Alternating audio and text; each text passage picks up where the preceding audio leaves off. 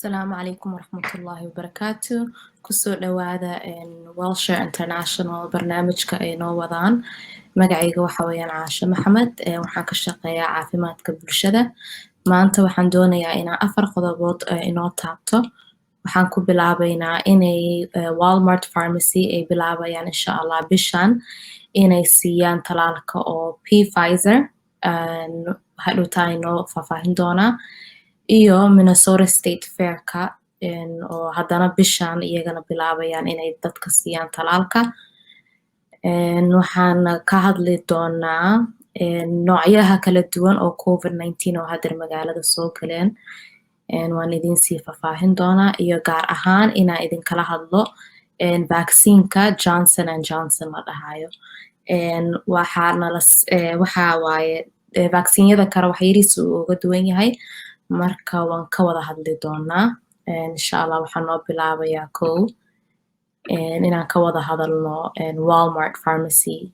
Waxay noo hayaan anaga inaan bilaabi doono inaan schedule garayno appointment-yada haddaa rabtid inaad kasoo qaadatid Walmart Pharmacy talaalkaada. Waxaa naga soo wici kartaa 612-254-7308 waxa waaye hotline-ka oo Welshare International. Maalin walbaad naga soo wici kartaan Monday through Friday. Qof oo af Soomaali ku hadlaya ayaa kaa qaban doono. Numberka waxaa waaye 612-254-7308. Haddeer waxaa noo bilaabmayso Walmart Pharmacy oo qaabilaysa dadka inay siiyaan talaalka oo COVID-19.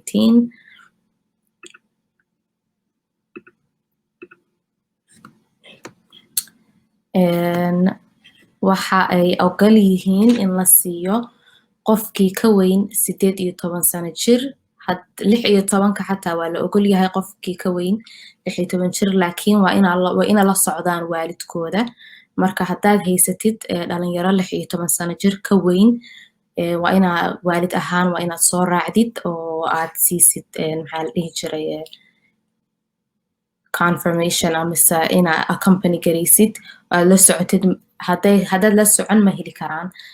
Iyo waxa kale aan anagana idinku wacyigelinahayn waxa weeyaan haddaad tahay qoys weyn oo ku jiraan dad badan oo dad waaweyn, dad dhalinyaro ah, dad yar, waxaan idin dhihi lahayn isla wada imaada oo hal mar isla wada qaata vaccine-ka. Shayga labaad aan rabnay inaan idinkala wada hadalno wuxuu ahaa inay State Fairka inay bilaabi doonaan iyagana inay siiyaan dadka talaalka. Waxay bilaabmaysaa bishan 14-keeda insha Allah. Waxaa waaye Arbaco. Waxay soconaysaa ilaa iyo 8 usbuuc. Marka haddii aad doonaysid inaad talaalka qaadato waxay dadka siinayaan Pfizer vaccine-ka iyo Johnson & Johnson. Waxay ku saabsan tahay da'daada. Haddaad 16 sano jir ka weyn tahay aadna degan tahay specific maxaa la dhihi jiray zip code-kaada ayay ku saabsan tahay. Marka haddaad su'aal ka qabtid please hotline-ka soo wac. waan kuu sheegaynaa hadduu zip code-kaada ku jiro amise haddayse ku jirin. haddayse ku jirinna waxaad booqan kartaa State of Minnesota Vaccine Connector oo magacaada iyo information-kaada aad gelinaysaa. waxaa ogaanaysaa markaas haddii aad eligible u tahay inaad heshid vaccine-ka meel kale oo aan ahayn State Fairka. Haddana waxaad wici kartaa haddaad tahay qof oo u baahan in laga caawiyo luuqadda oo rabo inay maxaa la dhihi jiray vaccine connector-ka ay geliyaan information-kooda. waxaad wacan kartaa Minnesota Department of Health hotline-kooda oo ah 1-833-431-2053 amise 1-833-431-2053. Uma baahnid wax oo ID ah mana u baahnid kaar caafimaad. adigoo labaduba wadan weli waa lagu qaabili karaa oo waa lagu siin karaa talaalka. Haddaad u baahan tahay wax oo faahfaahin oo mise in lagaa sii caawiyo, please fadlan hotline-keena soo wac, annaga ayaa ku caawin karnaa. Qodobka saddexaad aan rabno inaan maanta idinkala hadalno waxaa waaye COVID-19-ka noocyaha cusub oo haddeer magaalada soo galay mise magaalada ku jiraan. Waxaa waaye noocyo cusub oo ka imaadeen, mid oo Ingiriiska ka imaaday ayaa jiro. Marka noocyahana aad ayay magaalada ugu faafayaan, Minnesotana way soo gaartay. Marka annaka waxaa idinku wacyigelin lahayn si oo dadka kale ayan u gaarin in la yareeyo maxaa la dhihi jiray in travelka in la yareeyo oo wadanka aadan ka bixin.